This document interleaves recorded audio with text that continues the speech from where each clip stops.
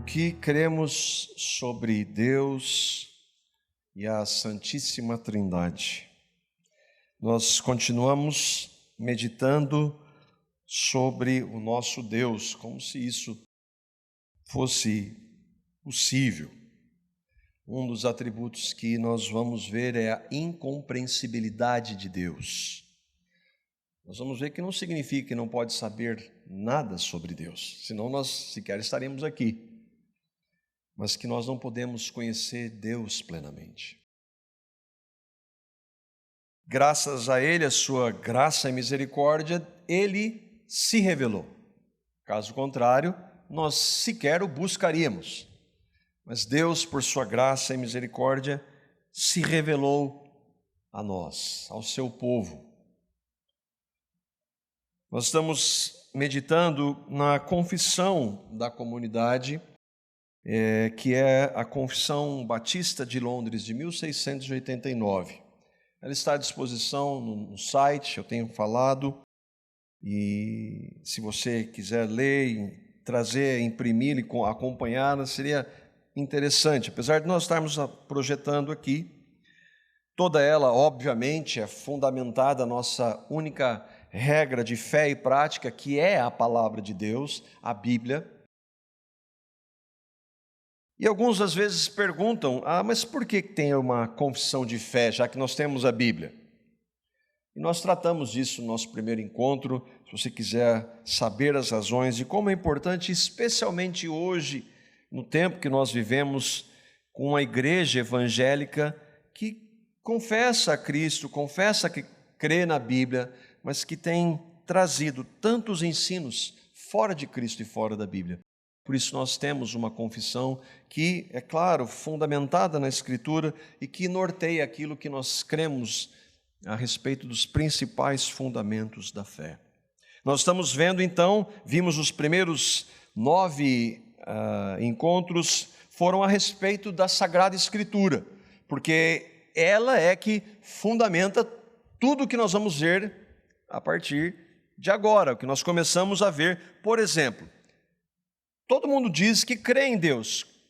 Qual Deus é o verdadeiro? Quem é Deus? O Deus da Bíblia. E é isso que nós estamos vendo, o que a palavra dele diz. Eu vou ler novamente, gostaria que você acompanhasse. Nós vamos, enquanto estivermos meditando sobre a realidade e a grandeza do nosso Deus, nós vamos ler a confissão. Esse trecho que fala dele diz assim.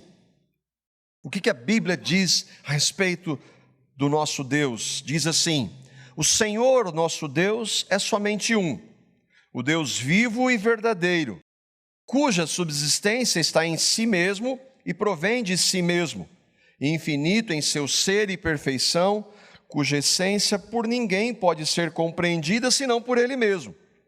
Ele é um Espírito puríssimo, invisível, sem corpo, membros ou paixões, o único que possui a imortalidade, habitando em luz inacessível, a qual nenhum homem é capaz de ver. Ele é imutável, imenso, eterno, incompreensível, todo-poderoso, em tudo infinito, santíssimo, sapientíssimo, completamente livre e absoluto, operando todas as coisas segundo o conselho da sua própria vontade, que é justíssima e imutável, e para a sua própria glória. Amantíssimo, gracioso, misericordioso, longânimo, abundante em verdade e benignidade, perdoando a iniquidade, a transgressão e o pecado, o recompensador daqueles que o buscam diligentemente. Contudo, justíssimo e terrível em seus julgamentos, odiando todo o pecado, e que de modo nenhum inocentará o culpado. Alguns podem pensar, por que eu preciso saber disso? O que isso aí vai mudar na minha vida? E eu coloquei aqui em destaque tudo. Tudo.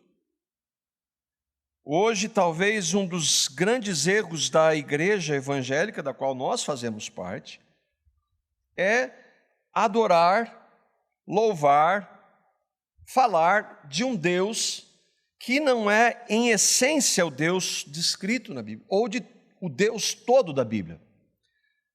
Muitos têm colocado Deus em alguns compartimentos, ou separado, ou tratado daquilo que nós talvez gostemos, daquilo que nós possamos então compreender melhor, que caiba em nossa mente, aquilo que é difícil para nós, e há sim verdades a respeito de Deus que são difíceis, nós às vezes tendemos a não tratar delas.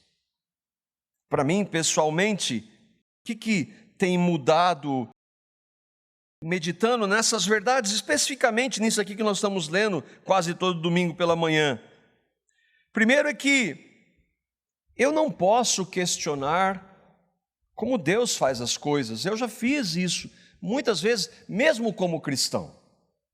E pela sua graça eu tenho, Senhor, eu quero te conhecer, e eu não quero questionar o Senhor. O fato de eu não entender, muitas vezes, às vezes, eu ficava desmotivado. Por exemplo, a palavra fala várias vezes dos eleitos, escolhidos de Deus. E essa escolha é soberana, ela não envolve mérito de ninguém, porque ninguém tem. Mas a palavra também diz que eu devo pregar para todo mundo e orar por todos. E aí, mas Senhor, se o Senhor elege e escolhe soberanamente, por que eu tenho que orar? E essa pergunta eu não devo fazer. O Senhor, de uma maneira que nós não entendemos, a palavra diz que a oração do justo pode muito em seus efeitos. Mas não cabe a nós questionarmos como Deus faz, ou como Ele governa o universo que é dele, e tudo que é dele.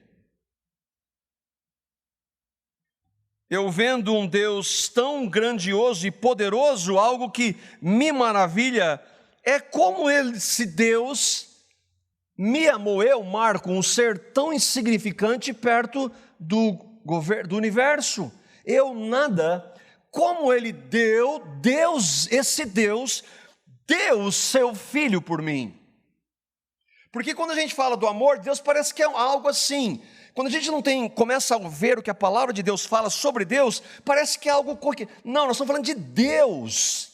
Deus Todo-Poderoso, que deu o seu Filho por pecadores. Quanto maior nós vemos que Deus é, e nós nunca vamos compreender a magnitude dele, mas nós temos muito na palavra que mostra como ele é grandioso, maior vai ser, por consequência, o seu amor, a nossa percepção do seu amor, e maior também vai ser a percepção de quem nós somos. Mas hoje parece que o amor de Deus é algo pequeno. Diante disso, eu também tenho visto onde é o meu lugar: no pó, no humus de humildade, no chão, diante de Deus, não diante dos homens, porque diante dos homens eu posso me arrogar, eu posso dizer que eu sou mais espiritual, mais santo que aquele, eu posso dizer que eu sou melhor, que eu estudo mais, que eu leio a Bíblia, que eu oro, que mais do que todo, mas diante de Deus, que é quem importa, o meu lugar vai ser sempre no chão, com o rosto no chão diante de Deus, não com medo, como nós falamos. Nós não temos mais medo de Deus, nós temos acesso a Ele, Ele é o nosso papai, mas isso não significa que esse acesso não seja em temor e tremor diante do Deus 3 vezes santo. O que nós vimos desta confissão até agora? Na semana passada nós vimos que Ele é Espírito puríssimo e Ele é sem paixões. Deus é um ser, isso é muito importante, pessoal. Um ser pessoal significa que é alguém com quem nós nos relacionamos, não é uma força. E às vezes, é interessante, uma vez eu conversava com um irmão, que ele entendia que o Espírito Santo é uma força. Mas se você não se relaciona com uma força, algo impessoal. O Espírito Santo é uma pessoa do Deus Trino, e eu me relaciono pessoalmente com Ele. Esse Deus, então ele é um ser relacional, então Ele tem paixões como nós. Não, Deus tem atributos que são comunicáveis, como amor, vontade, a moral, a ira de Deus, mas não há pecado, não há falha nisso, diferentemente de nós. Então nós não podemos querer nos relacionar com Deus, tendo como parâmetro as nossas paixões, porque Deus não tem. Deus, ele é perfeito em tudo. Vimos também que Deus é espírito, e aqui é fundamental, nós não nos relacionamos com Deus fisicamente, por enquanto, porque um dia nós vamos vê-lo. Nós nos relacionamos com Deus emocionalmente. Isso é importantíssimo. Nós nos relacionamos com Deus em o que, irmãos? Em espírito e em verdade. Jesus disse isso. Não significa que nós não nos emocionemos, mas a base não é a emoção. Nós somos seres emocionais, Deus nos criou assim, mas a nossa relação com Deus é espiritual. Ele também está em todo lugar, ele habita em luz inacessível, e ele está em todo lugar, como nós vimos, vamos lembrar desse texto. Se eu subir ao céu, tu estás lá. Se descer ao Sheol, lugar dos mortos, o Senhor também está lá. Mesmo os mais altos céus não podem conter a Deus. Deus está em todo lugar, Ele é onipresente, Ele é invisível em sem corpo, e daí nós vimos que nós não podemos fazer qualquer representação física de Deus, e daí então a razão de Deus abominar qualquer imagem, seja ela uma escultura, seja ela feita do que for. Nós vimos que nós não devemos cometer, como Deuteronômio diz, o erro de fazer imagens para adorar de nenhuma espécie, inclusive dos santos do Novo Testamento. Nós não devemos fazer nenhum tipo de imagem. Deus abomina isso e tristemente a igreja incorreu nesse erro, o povo de Deus também incorreu, e que pela graça o Senhor não permita que nós erremos nesse sentido. Ele é luz inacessível, Ele habita na luz inacessível. O que significa a luz? Ele é verdadeiro, Ele é santo e Ele é justo. Isso que nós podemos ver, obviamente, de maneira muito resumida, na semana passada. E agora a gente volta para um outro trecho que diz que o Senhor, nosso Deus, é imutável, imenso, eterno, incompreensível e todo-poderoso. Você entende todos esses atributos? Não, nenhum deles. Nós não entendemos nenhum. Nós cremos. Nós temos... E aí depende de cada um no relacionamento com Deus, mesmo aquele mais espiritual de todos, tem uma ínfima compreensão desses atributos. Por isso eles não cabem na nossa mente finita. O que esses atributos são? Primeiro que eles são elevados demais para nós, não são comparáveis aos nossos, porque nós temos atributos, características. Ontem nós estávamos com a reunião dos adolescentes, e eu comecei a estudar com eles Romanos. E aí tem a pergunta, os atributos invisíveis, o que são atributos invisíveis? Invisíveis porque Deus, como nós vimos, é invisível, é espírito, não pode ser visto. Ainda que hoje haja, para nós ainda não pode ser visto, o Senhor Jesus, mas Ele é em essência espírito, não pode ser visto. Então, as características do Deus que não pode ser visto, os atributos de Deus são o quê? E aí nós estamos vendo alguns deles. Nós temos características, por exemplo, Deus é amor, nós amamos. Deus tem ira contra a injustiça, nós também ficamos indignados.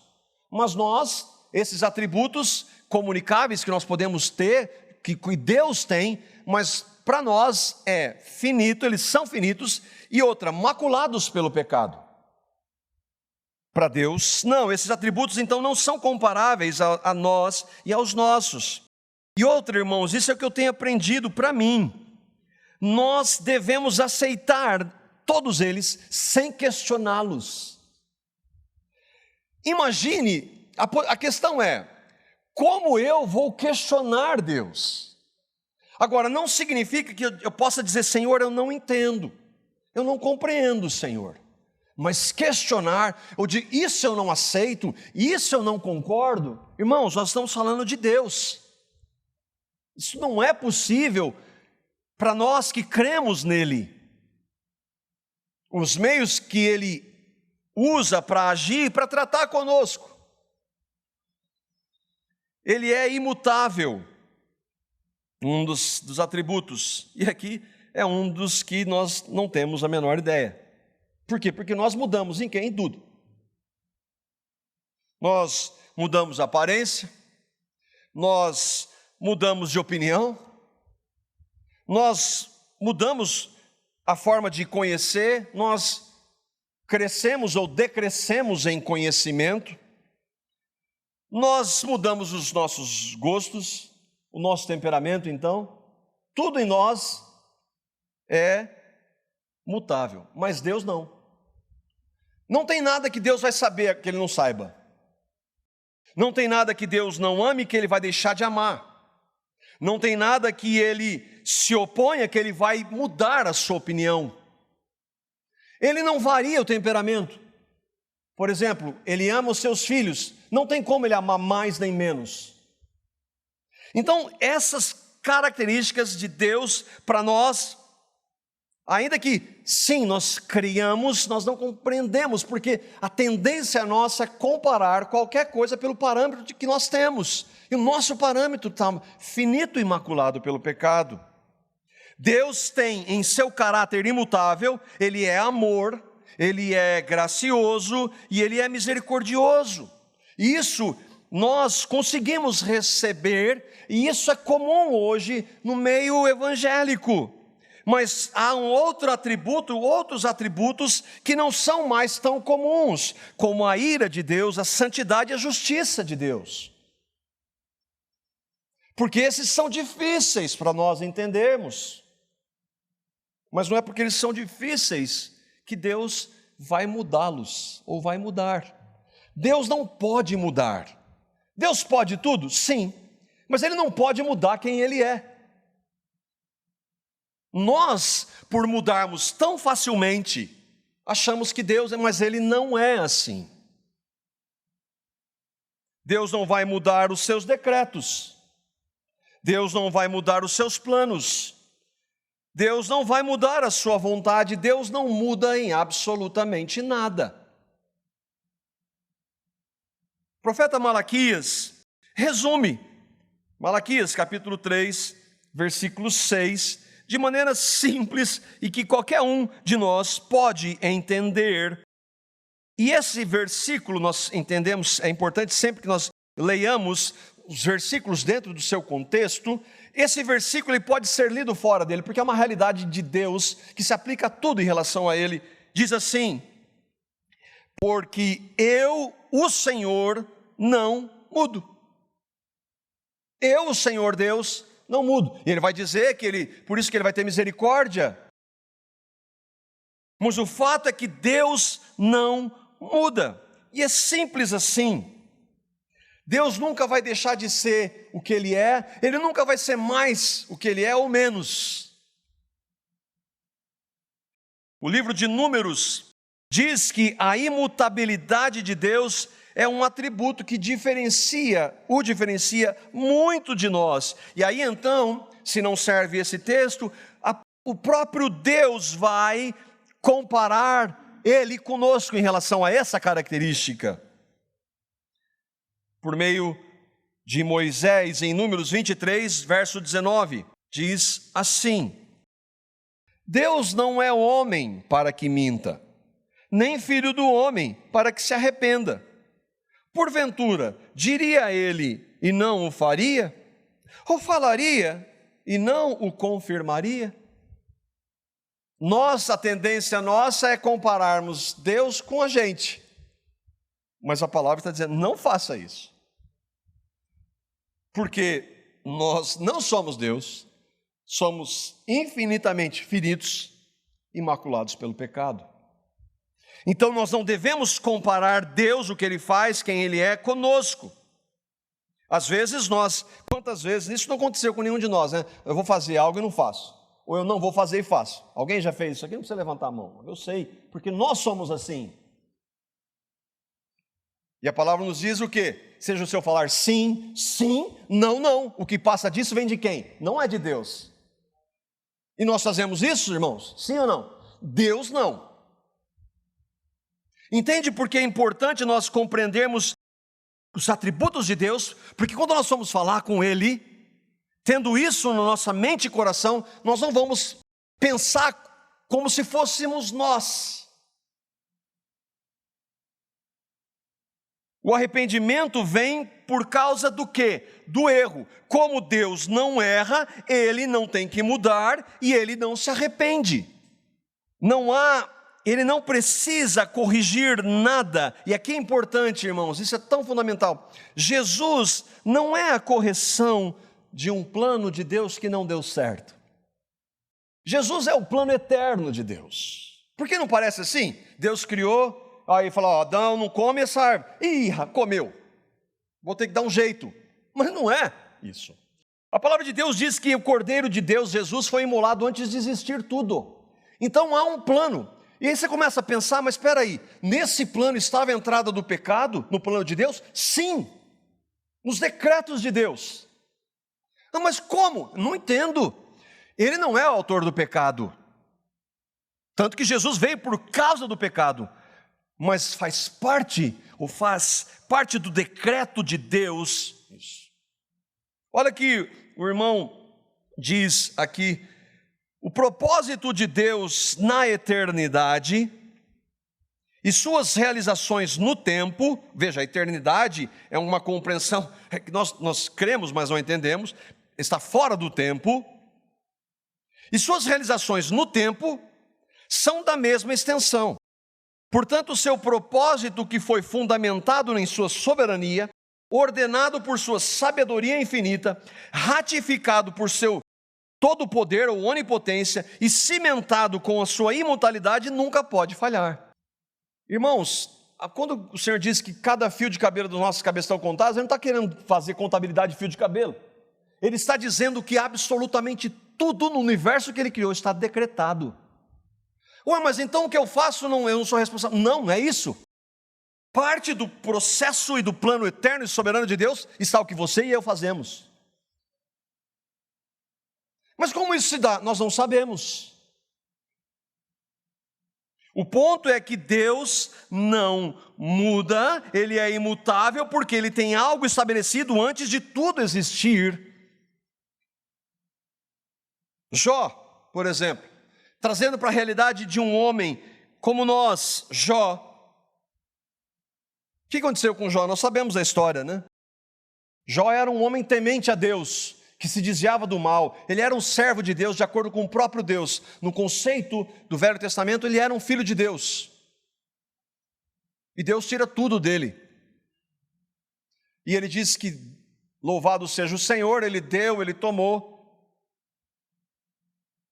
Ele tem direito de fazer isso. No processo, então, a dor é intensa. Nós não temos ideia do que ele estava passando. A dor é intensa, então ele começa a se justificar. E há momentos, então, que ele vai dizer que Deus procura pretextos contra mim, porque eu sou puro e santo. Ou seja, se tem alguma coisa de errada aqui, do lado de lá. E aí Deus, então, chama ele para conversar. Jó, é assim? Então eu vou fazer 80 perguntas. Eu sempre fico na dúvida se são 70 ou 80. Que sejam 70. Ele faz 70 perguntas para Jó. Sabe quantas Jó responde? Nenhuma. Por quê? Porque ele não sabe. O que Deus quer dizer? Jó, você não entende. Você não sabe como eu ajo. Você me conhece, mas não plenamente. Daí Jó no final vai dizer, Senhor, eu me arrependo e me abomino no pó e na cinza, porque eu falei de coisas que eram grandes demais para mim.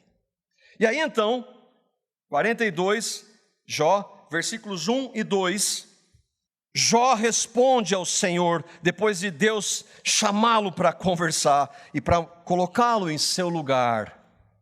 Ele diz assim, então respondeu Jó ao Senhor, bem sei que tudo podes, nenhum dos teus planos pode ser frustrado. E no plano de Deus estava tirar 10 filhos de Jó. Consegue entender? Porque isso não é algo etéreo, não é uma coisa incrível, não, isso tem que vir para a nossa realidade. E o que podemos trazer? Tudo que acontece na minha e na sua vida agora está debaixo do plano soberano de Deus, ainda que nós não entendamos. Se Deus não muda, nada do que Ele estabeleceu será mudado. Tiago, capítulo 1, versículo 17. Tiago diz então que há sequer a menor chance de mudança em Deus.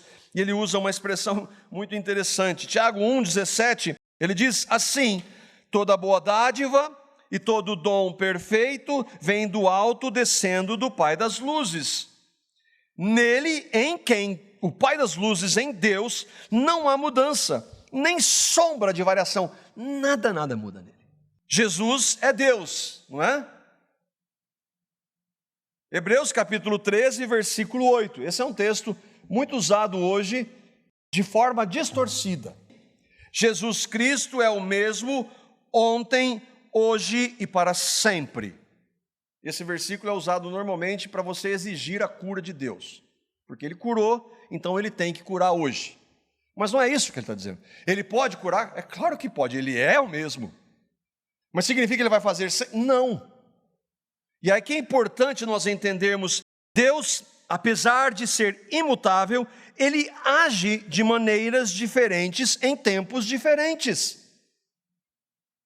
Deus tem os seus profetas como Ele tinha Daniel, Isaías, Jeremias? Tem hoje? Não. Deus tem os seus apóstolos como Ele escolheu aqueles 12 depois Paulo? Tem? Não. Ele não é o mesmo? É. Por que Ele fez? Porque Ele age de maneiras diferentes. Ele separa, abre o mar para o povo dele passar? Hoje? Não. Ele pode fazer? Pode. Mas é um meio como Ele está tratando hoje? Não. Por quê? Porque naquele momento não há o que nós temos hoje, toda a Bíblia completa em nossas mãos. Ele deixou de ser quem Ele é? Não. Mas Ele age de formas diferentes. Então, ser imutável não significa que ele haja sempre da mesma forma. Ninguém, em sã consciência, à luz da Escritura, vai dizer que é assim. Jesus veio uma vez como um cordeiro. Ele se manifesta de novo assim? Não. Quando Ele voltar vai ser bem diferente. Por que Ele não faz sempre do mesmo jeito? Esses são textos que mostram a imutabilidade de Deus em tudo o que Ele é, diz e faz. Mas aí entra, e a oração do justo? E quando a palavra diz em Gênesis capítulo 6, versículo 6, que Deus se arrependeu de ter criado o homem. Irmãos, a palavra de Deus usa às vezes expressões para que nós possamos compreender dentro de uma linguagem nossa. Não significa que Deus tenha se arrependido, porque o conceito de arrependimento é sempre o quê? Eu errei, por isso eu me arrependo. Mas Deus não errou. Agora, Ele tem o seu, como característica, tristeza, por exemplo. Ele se entristece. Mas isso não significa que Ele se arrependa de ter feito algo. E nesse caso, o conceito é de... Mas como Ele se entristece, Ele determinou tudo. Aí entra num campo que nós não entendemos. Mas não deixa de ser verdade. Outros exemplos, Deus nunca irá mudar como Ele salva alguém. Veja, no Velho Testamento, Ele salvava pelas obras, e hoje Ele salva pela graça? Não, Ele nunca salvou ninguém por obras. O Velho Testamento apontava para Cristo que veio, salvação pela graça. Nós cremos no Cristo que veio, salvação pela graça. Não há outra forma. Ah, mas eu já ouvi gente que disse que no Velho Testamento era salvo pela... Não era, ouviu errado. Eu também já ouvi. Deus nunca vai deixar de ter ira contra o pecado. Deus nunca vai deixar de perdoar um pecador arrependido que vai a Cristo. Não importa quantas vezes ele tenha pecado, não importa o que ele tenha feito. Um pecador arrependido que vai a Cristo, Ele nunca vai rejeitar. Por quê? Porque Ele não muda. Ele nunca vai deixar de salvar aqueles que Ele salvou. Não, eu só salvei hoje, amanhã não. Depende de você. Depende de você manter. Não. Ele quem faz, Ele quem começa, Ele quem termina. Não tem. Deus não muda. Mas tudo isso a gente traz por quê? Para nós. Mas eu sou assim. Dependendo de como minha esposa me trata, eu trato bem. E qualquer relação nossa é assim, não é? Com Deus não é assim. Ainda que nós soframos, os filhos de Deus, nós soframos quando nós pecamos, e Ele nos pune, porque Ele nos disciplina, porque Ele nos ama, Ele não vai deixar, nós não vamos deixar de ser filho. Nunca mais, graças a Deus. Ele não vai mudar a sua história, Ele não vai mudar o dia que Ele vai voltar, Jesus. Aquilo está estabelecido. Já está estabelecido. Não vai ser nem meia hora antes, nem meia hora depois. Agora pense um pouco, não dá para pensar, mas vamos tentar. Pense em tudo que tem que acontecer para aquele dia e hora acontecer. Quando Jesus vai para a cruz, quando Jesus é julgado, pensa em tudo que aquele mundo de então tinha que estar acontecendo naquela hora para Jesus ir para a cruz. Entende como isso é o governo soberano de Deus? Isso se aplica a tudo e todos, ao universo e a cada um de nós individualmente. E outra coisa, é para nós pensarmos, Deus não vai deixar de amar alguém. Presta atenção. Deus nunca vai deixar de amar alguém. Isso é importante para nós pensarmos em relação à condenação. Os condenados não estão debaixo do amor de Deus. Como Deus pode amar e condenar ao mesmo tempo? É bom para nós pensarmos um pouco. Outro atributo. O nosso Deus, Ele é imenso.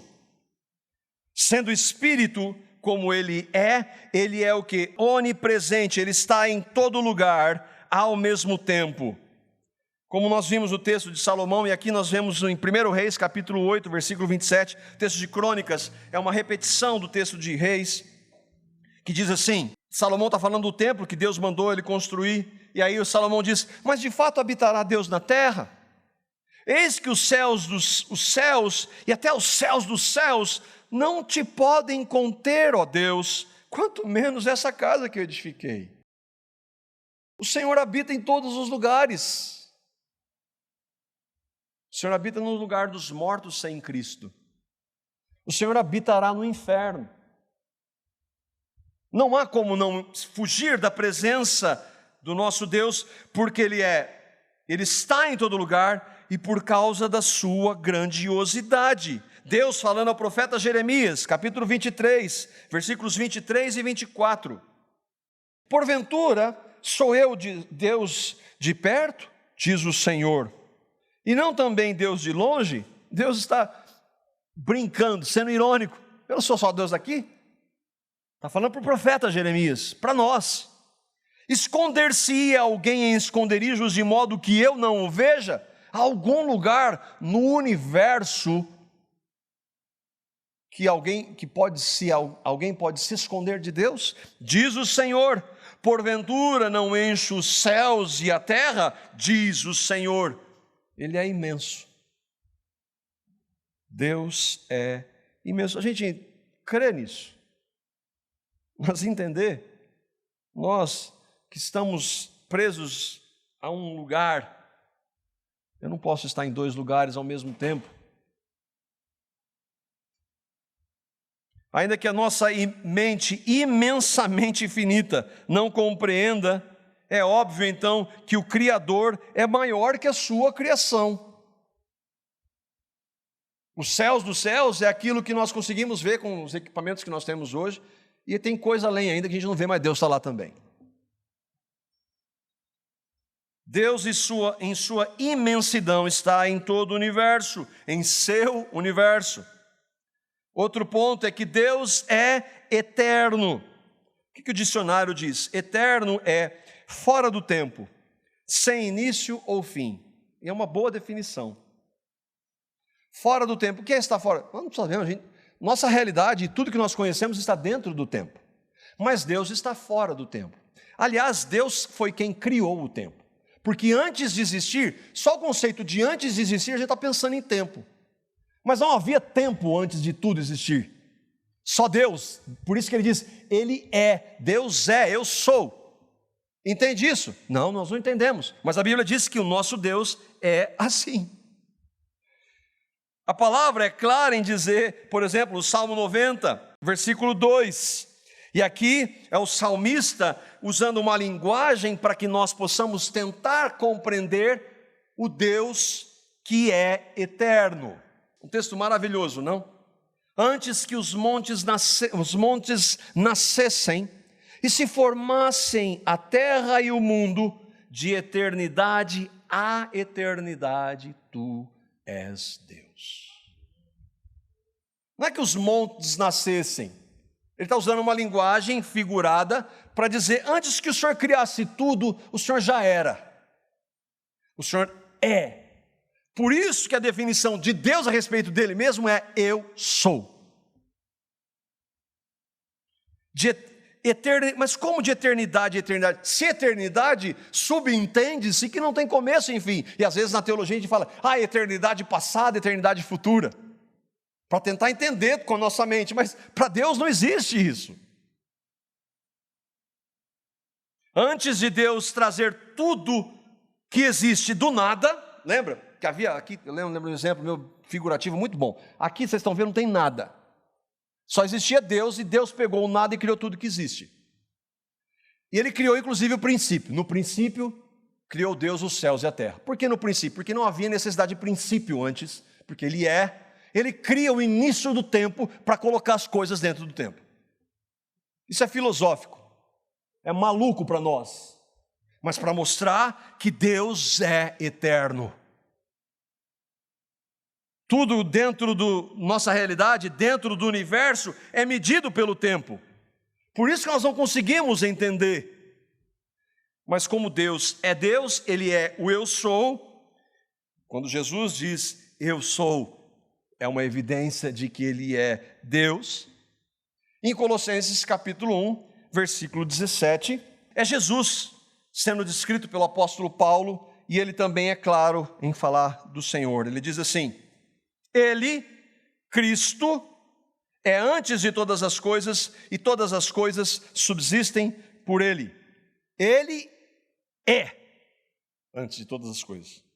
Hoje, há aqueles evangélicos inacreditável negando a divindade de Cristo. Uma pessoa que nega a divindade de Cristo, irmãos, de acordo com a Escritura, faz parte do anticristo. Dizer que Jesus não é Deus, mas não é, em hipótese alguma, um cristão, ainda que use o título na sua religião. O Senhor nosso Deus, Ele é incompreensível. Acho que está meio claro isso, né? Nós estamos falando de vários atributos que nós cremos, mas nós não entendemos. E ainda que entendamos um nada, é muito grande. Aqui tem a citação do irmão R.C. Sproul, talvez ele nos ajude um pouquinho a falar da incompreensibilidade de Deus. Ele diz assim, aqui devemos considerar o ensinamento dos maiores teólogos na história que afirmaram a incompreensibilidade de Deus. Ao usar o termo incompreensível, eles não se referem a algo que somos incapazes de compreender ou conhecer de fato. Dizer que Deus é incompreensível não significa que Ele seja totalmente desconhecido, mas que nenhum de nós pode compreendê-lo exaustivamente, totalmente, plenamente. Por quê? Porque aqueles... Não, Deus não dá para ser conhecido. Einstein era alguém que dizia assim. É o termo agnóstico. Não, deve existir um Deus, mas não dá para saber quem Ele é. Não, dá para saber e muito sobre Ele. Porque Ele deu a sua palavra, Ele se revelou. Mas não dá para saber tudo sobre Ele. Nunca vamos saber tudo sobre Deus. Qualquer pessoa sabe que a expressão Deus se trata de um ser grandioso e poderoso.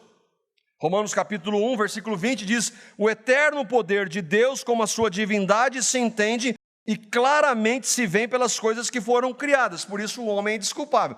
Existe um Deus, todo homem é indesculpável. Agora, conhecer totalmente esse Deus aí, a gente sabe que não é possível. Se todos sabem que há um Deus poderoso, é pretensão dizer que se conhece totalmente a Deus. Mas nós não podemos dizer que nós não podemos conhecer nada de Deus. A revelação chamada natural, a revelação natural é o seguinte, a criação mostra que existe um Deus, a consciência do certo e errado mostra que existe um Deus. Isso é natural, todo ser humano tem. Agora, a revelação especial de Deus, que é o quê? A sua palavra, o que ele fez no Velho Testamento, e especialmente Cristo. Aí eu posso conhecer pessoalmente Deus, mas todo mundo sabe da existência de Deus. Agora, conhecer totalmente a Deus, nem mesmo o maior de todos os cristãos jamais vai conhecê-lo. Deuteronômio capítulo 29, versículo 29 é um texto muito bom, que se aplica a essa realidade. Deuteronômio 29, verso 29. O texto está mostrando que há realidades que nós não conhecemos, mas há realidades reveladas por Ele. Diz assim: as coisas encobertas pertencem ao Senhor nosso Deus, porém as reveladas nos pertencem a nós, aos nossos filhos para sempre. O contexto aqui é o povo de Deus, que Deus se revelou, o povo de Israel, e é para a igreja também. Então há coisas que para nós é possível compreendermos, mas há coisas que pertencem ao nosso Deus. E aqui é importante, e eu creio que quando nós estivermos na eternidade futura, vai haver muitas coisas que hoje nós não entendemos que o Senhor, pela graça, vai revelar. Mas nem assim nós vamos conhecê-lo plenamente. Nós vamos ver hoje um pouco à noite que a vida eterna é conhecer a Deus. O que Deus quer que saibamos e que precisamos saber está revelado. Mas por que Deus não faz isso? Olha a sua pergunta. Se nós pensarmos nessa pergunta, eu não vou fazê-la mais. Porque Deus não faz o que eu acho que Ele deveria fazer. Aqui o irmão Vincent Chung diz assim: Deus é infinito e, portanto, a quantidade infinita de informação que poderia ser conhecida sobre Ele. Olha, nós estamos tentando compreender isso. E alguns irmãos tentando pensar sobre isso, mas não há uma resposta plena. Visto que somos finitos, e ele está falando de cristãos, isso significa que nunca podemos saber tudo sobre Deus. Nesse sentido, Deus é incompreensível. Não é que não possamos entender algo sobre Ele de forma alguma, mas que Ele pode ser conhecido somente até um ponto que Ele se revelou a si mesmo. Porque se nós não pudermos conhecer a Deus de forma alguma, o que nós estamos fazendo aqui lendo a Bíblia, por exemplo? Não é isso. Mas nós não podemos conhecê-lo plenamente. Nosso Deus é todo-poderoso. Irmãos, é impressionante. Eu estou para dizer que eu era corintiano. Porque a torcida do Corinthians está falando, uma religião, e eles usam a expressão todo-poderoso Timão. Isso é uma blasfêmia. Isso é uma blasfêmia. Não é brincadeira. Não, isso é uma blasfêmia. Porque essa expressão, ela só pode ser atribuída a Deus.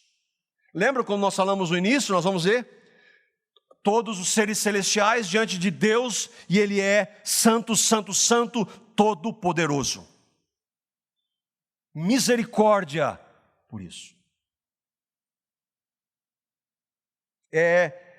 Não dá para pensar no que essas pessoas estão fazendo com o nome de Deus. Não é brincadeira. Não é uma forma de... Nós estamos falando do Deus que é todo-poderoso. Essa expressão não pode ser usada mais para nada nem para ninguém. Alguns textos que falam que Ele é todo-poderoso. Gênesis capítulo 17, versículo 1. De onde nós estamos trazendo essa expressão, e ela é comum em toda a palavra de Deus. Eu estou pegando uma do Gênesis, o primeiro livro, e uma do último livro, para nós vermos.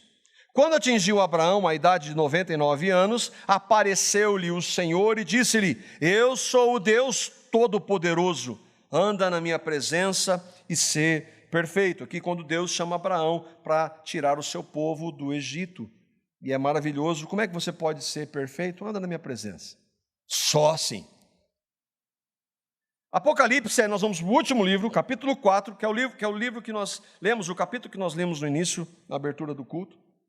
Apocalipse, capítulo 4, verso 8, falando daqueles seres angelicais, espirituais, está falando dos 24 anciãos. Nós não sabemos a que momento está acontecendo aquilo que João vê. O fato é que está o universo está diante de Deus, e olha o que acontece ali. E os 4 seres viventes, tendo cada um deles respectivamente 6 asas, estão cheios de olhos ao redor e por dentro. Não tem descanso de dia nem de noite, proclamando: Santo, Santo, Santo é o Senhor Deus, o Todo-Poderoso, aquele que era, que é e que há de vir. Só nesse versículo a gente poderia destrinchar o versículo e ver tantas verdades. Por exemplo, ele continua sendo santo, ele é todo-poderoso, ele é imenso, ele é onipresente. Só esses textos aqui. Ele é o único digno de ser adorado. Deus tem todo o poder. Todo-poderoso é que Deus tem todo o poder. Não há nada nem ninguém como Ele. Por exemplo, ai, que medo do diabo. Medinho. O diabo é marionete na mão de Deus. E hoje existem campanhas para vencer Satanás. As lutas contra as trevas. Existe uma luta, sim, mas parece que essa luta, o diabo, ele está, ele não é, mas ele está perto. Misericórdia. Nada de Satanás e os seus demônios se compara ao Deus Todo-Poderoso. Deus usa os principados e potestades nas regiões celestiais, da maldade, inclusive, para a sua glória. Nós falamos de Jó. Satanás queria fazer o quê? Deus falou assim: não, você só vai até onde eu quero que você vá. Não é você que está querendo fazer, eu quero usar você. E ele faz isso hoje. Nós estamos dizendo que ele não tenha poder, ele tem. Mas não dá para usar a expressão poder perto do Todo-Poderoso. E a igreja evangélica hoje, especialmente a igreja neopentecostal, com as suas batalhas e guerras contra, elas estão dando muito poder a um ser insignificante perto do nosso Deus. O diabo é limitado por Deus, seu poder é limitado por Deus. Deus tem todo o poder, Ele faz tudo o que Ele quer, e Ele usa inclusive o diabo. Agora, Ele não faz nada contra quem Ele é, Deus. E um dos problemas filosóficos para nós terminarmos, e é importante, ontem mesmo eu recebi, um dos adolescentes perguntou: mas se Deus sabia que tudo ia acontecer, por que Ele fez? Falei assim: olha, Deus fez tudo para a glória dEle. E essa pergunta não isenta você da responsabilidade de um dia estar diante dEle, se você não receber a Cristo. Por que Ele fez? Porque Ele é Deus, Ele faz tudo segundo a sua vontade. Nós não temos uma resposta clara, nós podemos pensar. E aqui tem uma questão que é muito comum, filosófica, e muitos na academia até fazem essa pergunta, jovens fazem essa pergunta, e o raciocínio é mais ou menos assim, eu vou colocar aqui: já que Deus é todo poderoso, significa que Ele tem todo o poder. As perguntas são, e a análise é a seguinte: o Deus cristão é todo poderoso e todo amoroso, sim ou não? Deus é amor? Ele é. Ele é todo poderoso? Sim. Verdade. Se Ele é todo poderoso, então Ele é capaz de acabar com todo o mal, sim ou não? Sim, Ele é capaz de acabar com todo o mal. Se Ele é todo amoroso, então Ele deseja acabar com todo o mal, sim. Deus é amoroso, Ele deseja acabar com o mal. Mas o mal ainda existe, ninguém duvida disso. Então, a questão é: Deus cristão, o Deus cristão não existe. Porque se Ele tem todo o poder e se Ele é amor, Ele não faz, Ele não existe, Ele é uma ideia. Essa é uma questão que é feita entre jovens na academia para questionar. Qual é a resposta da palavra de Deus? Deus é todo poderoso, é todo amoroso. Ele é todo poderoso, então Ele é capaz de acabar com o mal. Ele é todo amoroso, Ele deseja acabar com o mal, mas o mal ainda existe. Portanto, Deus tem um bom propósito para o mal e em algum momento Ele vai acabar com ele. Está respondida a questão. Deus tem um propósito para o mal e Ele usa. Quer saber talvez um grande dele? Por que Jesus foi para a cruz? Jesus foi para a cruz por pessoas boas? Houve maldade em Jesus ter ido para a cruz? Sim ou não, irmãos? Os romanos e os fariseus levaram Jesus para a cruz por bondade ou por maldade? Sim. Deus usou aquilo, irmãos, pela graça de Deus. Nós estamos chamando, eu e vocês, se cremos em Cristo, de irmãos, e chamamos o nosso Deus de Pai por causa de uma maldade, mas que Deus em sua soberania usou. Entende? Não, nós não entendemos. Mas é o que a palavra de Deus diz e nós nos submetemos a ela. O que nós podemos aplicar, irmãos? Qual que é o objetivo disso? Para a gente ficar filosofando? Não. É para nós conhecermos um pouco mais do que o Senhor, que se revelou, tem para nós. Para nós conhecermos um pouco mais dele. Isso é possível? É claro que é possível. Aqui, Deus se revelou em um livro. Só nesse livro. Então eu posso conhecer o que Ele quer que eu conheça dele. E Ele quer que eu conheça Ele. Ele quer que nós andemos com Ele. Ele deseja Cristo sendo formado em nós. Qual é a vontade de Deus para nós? A vontade de Deus para nós é a nossa santificação. O que é a nossa santificação? Estarmos em Cristo, levarmos o morrer de Cristo, andarmos com Cristo. E aí todo o resto vai ser manifesto. No meu casamento, com os meus filhos, no meu trabalho, onde eu estiver. Jogando bola, entendeu? Em qualquer área. Deus quer que saibamos o que Ele tem para nós em Sua palavra. Então há algo que Ele quer que nós saibamos. E o que nós precisamos, Ele já revelou. Irmãos, quanto mais nós conhecermos o nosso Senhor, mais nós vamos nos maravilhar diante dEle. Isso aqui não nos coloca no nosso lugar, irmãos, vemos essas verdades de maneira tão limitada como nós estamos vendo. E aí o último texto de verdade, 1 Pedro, capítulo 5, versículos 6 e 7. Pedro, um homem que o Senhor escolheu.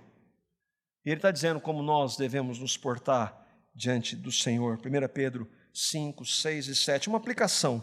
É um texto para nós trazermos como aplicação. Humilhai-vos, pois, debaixo da potente mão de Deus, para que a seu tempo, o tempo de Deus, Ele vos exalte, lançando sobre Ele toda a vossa ansiedade, porque Ele tem cuidado de vós. Irmãos, quando mais nós conhecemos Deus, menos esse Deus, você acha que cabe lugar para ansiedade? Um Deus desse tamanho?